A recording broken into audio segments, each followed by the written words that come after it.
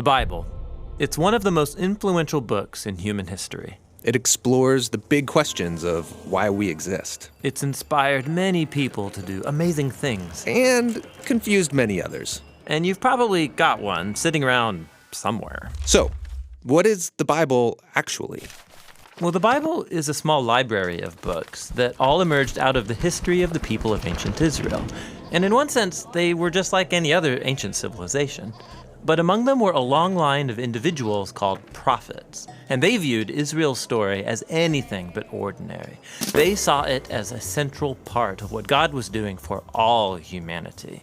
And these prophets were literary geniuses. Really? Yeah, they expertly crafted the Hebrew language to write epic narratives, very sophisticated poetry. They were masters of metaphor and storytelling, and they leveraged all of this to explore life's most complicated questions about death and life and the human struggle. So, there's a lot of different authors writing this book.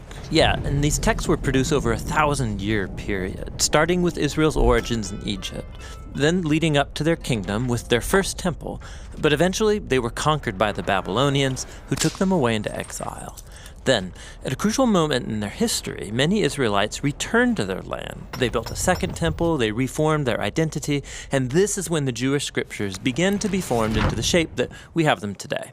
Okay, the Jewish Bible. What's in it? Well, in Hebrew, it's called by an acronym, Tanakh. The T stands for Torah, sometimes called the Law. That's Israel's 5-book foundation story. The N stands for Nevi'im, the Hebrew word for prophets.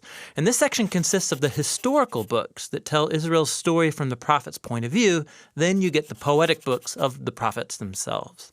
The K stands for Ketuvim, the Hebrew word for writings. This is a diverse collection of poetic books, wisdom books, and more narrative.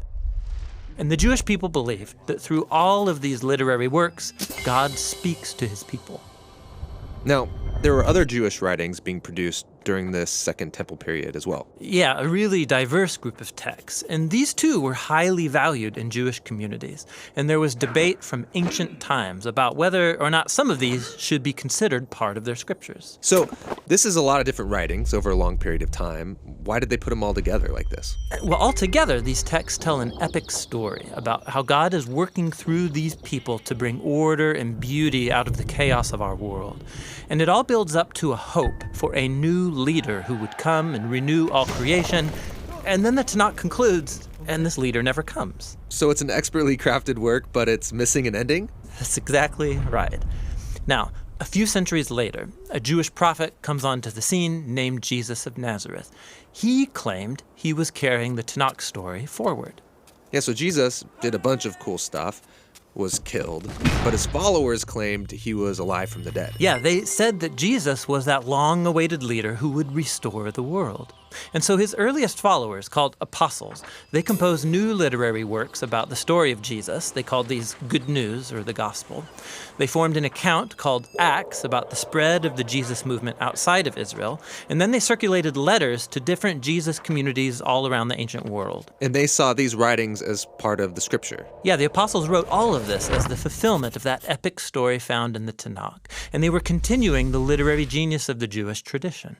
They also believed that God was speaking to his people through these texts alongside the scriptures of Israel. So that's the Old and New Testament. But what did the early Christians think of the other Second Temple literature? Well, different groups had different views about some of these books, but we know they read them and valued these texts because they passed them along with the Jewish scriptures. Okay, so we've got the Tanakh, the Jewish scriptures. We got these other Second Temple period works. Then the writing of the apostles about Jesus. And that's a lot of literature, so what's in my Bible? So the Christian movement has taken different forms over 2,000 years, and from the beginning, all Christians recognized the Tanakh and the New Testament as scripture. And for centuries, much of the Second Temple literature was read as part of the biblical tradition. The Catholic Church eventually made it official and called some of the books from this collection the Deuterocanonical books. Some Orthodox churches used even more books from this Second Temple literature. And then in the 1500s, during the Reformation, Protestant Christians wanted to go back to the oldest writings of the prophets and apostles, so they accepted only the Old and New Testaments. Okay, I think I got it. But how does a collection of books produced over 1,000 years by all these different authors tell one unified story? Yeah, that's the question we'll address in our next video.